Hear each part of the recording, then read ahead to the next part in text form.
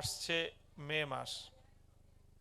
মে মাস আসলেই আমাদের 2013 সালের ভয়াল সেই 5ই মের কালো রাতের কথা মনে পড়ে, যেদিন দানবের উল্লাসে হিংস্র হায়নার মতো ঝাঁপিয়ে পড়া বুলেটের তীব্র রোষে নবী প্রেমিকদের বুকগুলো ঝাঁঝরা হয়েছিল।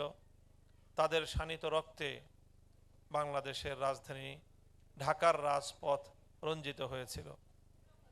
সেই শাপলা চত্বরে ঘটে যাওয়া ইতিহাসের হৃদয় বিদারক হত্যাযজ্ঞ, নবী প্রেমের তরে মানুষের, ইমানদারদের যে আকুল প্রেরণা এবং নিজেদের আত্মত্যাগের যে অনন্য দৃষ্টান্তের যে এক অনবদ্য কাব্যগাথা, অনবদ্য এক ইতিহাসের অমর কাহিনী হলো 5ই মে 2013 সালের শাপলার ঘটনা।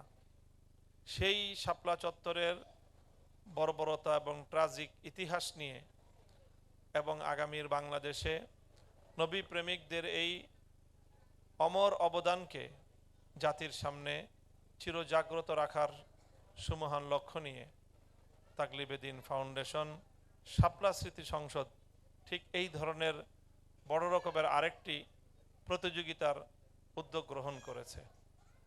সেখানে শাপলা চত্বরকে সাংস্কৃতিকভাবে, শিল্প সাহিত্যে, ছড়া এবং কবিতায় আগামী প্রজন্মের হৃদয়ে হৃদয়ে জাগ্রত রাখার অভিপ্রায় নিয়েই এই প্রতিযোগিতার আয়োজন করা হয়েছে। সেখানে প্রতিযোগিতায় অনেকগুলো পর্ব রয়েছে। তাকলিবে দ্বীন ফাউন্ডেশনের পক্ষ থেকে সকলের প্রতি সেই আহ্বান থাকছে, রচনা প্রতিযোগিতা, কবিতা প্রতিযোগিতা, ছড়া এবং কবিতা রচনা এবং প্রবন্ধ প্রতিযোগিতা সহ স্মৃতিচারণ এবং আরও অন্যান্য নানামুখী আয়োজন সেখানে থাকছে।